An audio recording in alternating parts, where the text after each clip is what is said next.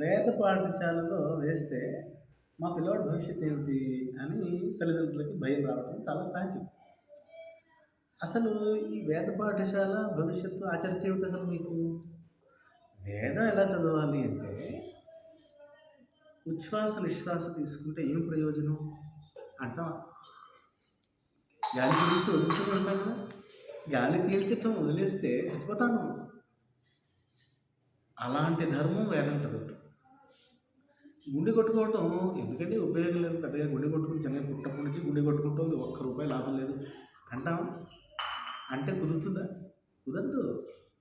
అలాంటిది వేదం చదవటం అంటే. వేదం చదవటం అనేది మన ఉనికి. ఉచ్ఛ్వాస నిశ్వాస లేకపోతే మనం లేవు. వేదం చదవకపోతే మనం లేవు.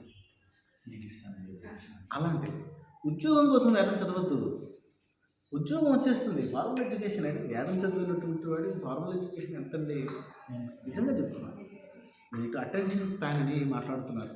అటెన్షన్ స్పాన్ అనేది 15 సెకండ్స్ 12 సెకండ్స్ అంటున్నారు యావరేజ్ ఒక స్టూడెంట్కి. నేను ఛాలెంజ్ చేసి చెప్తున్నాను, వేదం చదివేవాడి యొక్క attention span more than 1 hour. Attention span 1 hour పైన ఉంటే వాడు ఏం చేయలేడో చెప్పండి నాకు. కాబట్టి ఏమంటే మీరు 10వ తరగతి వరకు చదివించడానికి మీరు 13 సంవత్సరాలు పిల్లవాడిని స్కూల్ పంపిస్తున్నారు. ఎంత డబ్బు ఖర్చు పెడుతున్నారు, ఎంత శ్రమ పెడుతున్నారు. నిజంగా 10వ తరగతి దగ్గరికి వచ్చేసరికి వాడి దగ్గర ఉన్న సమాచారానికి 13 ఏళ్ళు అవసరం. ఆలోచించండి. అక్కర్లేదు. 2 సంవత్సరాలు ఎక్కువ తెలుసా?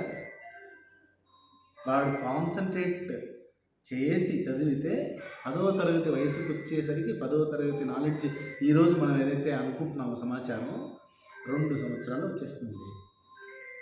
కాబట్టి ధైర్యం పెట్టండి. మీ పిల్లల్ని వైదిక జీవనంలో పెంచండి. సంస్కారవంతులుగా పెరుగుతారు.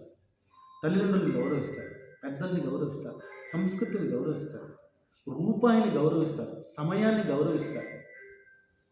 సమయం వృధా ఉపయోగపడతారు సమాజానికి. వాడు తనను తాను ఉద్ధరించుకుంటాడు, తన కుటుంబాన్ని ఉద్ధరిస్తాడు, తన సమాజాన్ని ఉద్ధరిస్తాడు. సంతోషపడతారు వాడు ఈ భూమి మీదకి తెచ్చినందుకు తల్లిదండ్రులు, ఆ ఊరి వాడు, ఆ దేశం వాడు గర్వంగా తలెత్తుకుంటారు. అలాంటి వాడిని తయారు చేయాలండి మనం. అలాంటి వాడిని తయారు చేసేటువంటి ఏకైక కర్మాగారం ఈ ప్రపంచంలో ఏదన్నా ఉంది అంటే అది భారతీయ మూలాలలో ఎదిగినటువంటి గురుకులం అండి. అంతకన్నా ఇంకెక్కడ మీకు దొరకదు. అక్కడి నుంచే రాముడు లాంటి రాజులు, కృష్ణుడు లాంటి ఫిలాసఫర్స్, చాణక్యుడు లాంటి వ్యూహకర్తలు, ఇంకా చెప్పండి ఏ రంగంలో చూసినా బెస్ట్ ఎగ్జాంపుల్స్ గురుకులం నుంచే వచ్చాయి. మీరు చూసుకోండి కావాలంటే.